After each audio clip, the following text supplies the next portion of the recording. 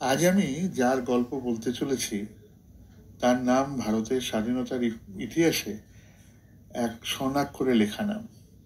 তিনি হলেন ঝাঁসির রানী লক্ষ্মীবাঈ। এই নামটি শুধুমাত্র সিপাহী বিদ্রোহের সময়ই নয়, তার পরবর্তীকালেও ভারতবর্ষের সুদীর্ঘ স্বাধীনতা সংগ্রামের ইতিহাসে সর্বদাই প্রাসঙ্গিক থেকেছে।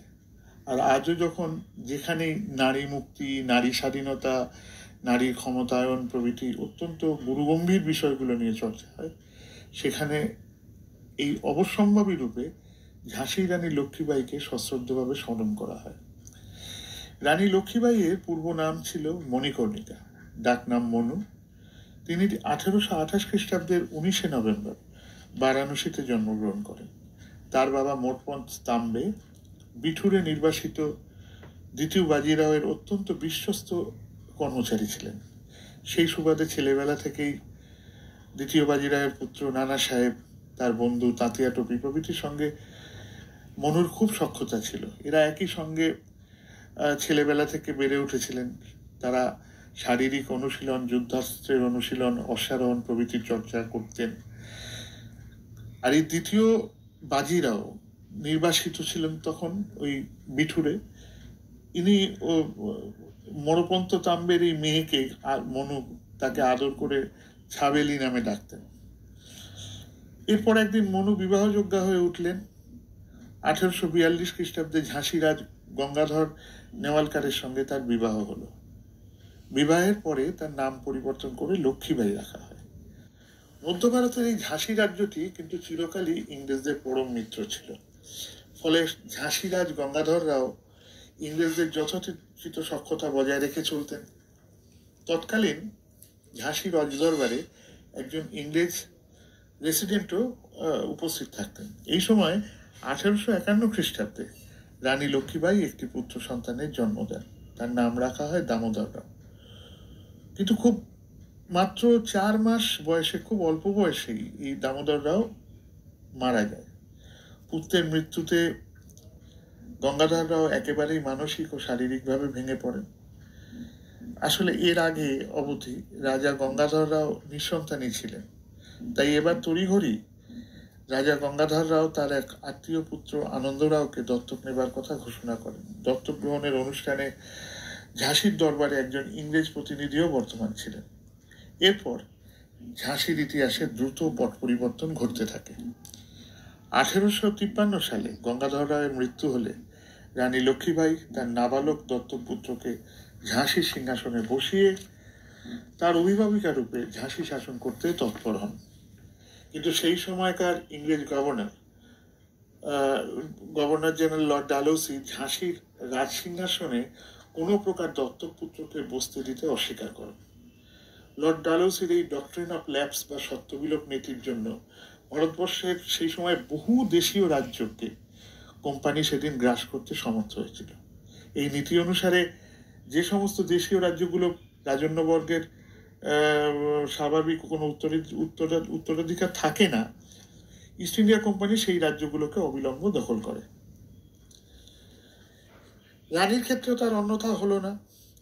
এ বিষয়ে রানীর অনেক অনুরোধ উপরোধও কোনো কাজ হয় না। কোম্পানির তরফ থেকে প্রস্তাব দেওয়া হলো যে কোম্পানি রানীকে বছরে 60,000 টাকা করে পেনশন দেবে, আর তার পরিবর্তে রানী যেন অবিলম্বে ঝাঁসি দুর্গ এবং ঝাঁসি রাজ্য ত্যাগ করে চলে যান। রানী লক্ষ্মীবাঈ এই ইংরেজদের এই প্রস্তাবে ভীষণভাবে অপমানিত হলেন। তিনি কোম্পানিকে সাফ জানিয়ে দিলেন যে তিনি কোনো অবস্থাতেই কোম্পানির প্রস্তাবে রাজি নন। এই সময় থেকেই রানীর জীবনের অভিমুখ সম্পূর্ণ ঘুরে যায়। এই সময় তার জীবনের রোজনামচা হিসেবে যে জানতে পারা যায় তা হলো তিনি অতি প্রত্যুষে ঘুম থেকে উঠতেন, দিনের বেশিরভাগ অংশটা পূজা অর্চনায় কাটাতেন, পুরুষের পোশাক পরে রাজকার্য পরিচালনা ও সৈন্যবাহিনীর কুচকাওয়াজ পরিদর্শন করতেন। কোম্পানির সঙ্গে যুদ্ধ আসন্ন ভেবে তিনি এই সময় তার সৈন্যদল বৃদ্ধি করতে থাকেন এবং ঝাঁসি দুর্গের সংস্কারের কাজও শুরু করেন।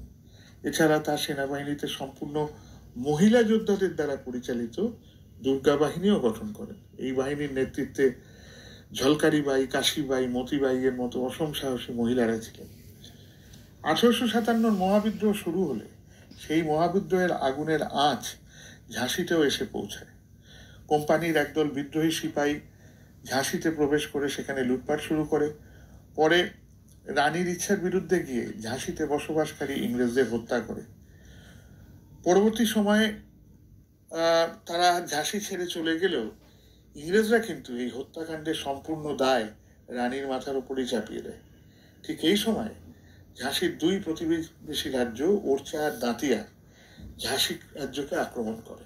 তাদের উদ্দেশ্য ছিল ঝাঁসি দখল করে তা উভয়ের মধ্যে আধাআধি ভাগ করে নেওয়া। কিন্তু রানীর নেতৃত্বে ঝাঁসির যৌথ বাহিনী এদেরকে পরাজিত করে। সেই সময়েও রানী ইংরেজদের কাছে তাকে সাহায্য করার বিষয়ে বারংবার আবেদন করে বিফল হন। রানী এবার পরিষ্কারভাবে বুঝতে পারেন যে ইংরেজদের বিরুদ্ধে তার প্রত্যক্ষ সংগ্রামের সময় এসে গেছে। এদিকে ইংরেজ সরকারও ধীরে ধীরে সিপাহী বিদ্রোহীদের কাবু করতে থাকলে তা এবার তাদের নজর এবার ঝাঁসির ওপর পড়ে, এবং সেটা শুধু সময়ের অপেক্ষা ছিল যে কবে তারা ঝাঁসির বিরুদ্ধে ফৌজ পাঠায়। সেই মোতাবেক 1858 খ্রিস্টাব্দে স্যার হিউরোজের মতো অতি সুদক্ষ সেনানায়কের নেতৃত্বে ইংরেজ বাহিনী ঝাঁসিতে প্রেরিত হয়। এখানে বলে রাখা ভালো যে স্যার হিউরোজের মতো এত শক্তিশালী সুদক্ষ সেনাপতি ঝাঁসিতে পাঠানোর উদ্দেশ্য এইটাই প্রমাণ করে নাকি যে ঝাঁসি রানী লক্ষ্মীবাই কতটা বেশি সামরিক ক্ষমতা সম্পন্ন ছিলেন, তার বুদ্ধিমত্তা, তার বীরত্ব, এইসব বিষয়ে তার বিষয়ে যে সমস্ত খবর ইস্ট ইন্ডিয়া কোম্পানির কাছে পৌঁছেছিল, তাতে তাদের মনে হয়েছে যে স্যার হিউরোজের মতো অভিজ্ঞ সেনাপতি বা সেনানায়ক না থাকলে ঝাঁসিকে সহজে দখল করা যাবে না। এটাই স্যার হিউরোজকে পাঠানো একদিক থেকে রানী লক্ষ্মীবাইয়ের ওপর একটা কমপ্লিমেন্ট দেওয়া, যেটা ইস্ট ইন্ডিয়া কোম্পানি অজান্তেই দিয়ে ফেলেছিল। যাই হোক, 24শে মার্চ 1858 থেকে 58তেই ইংরেজ বাহিনী দ্বারা ঝাঁসি দুর্গ অবরুদ্ধ হয়।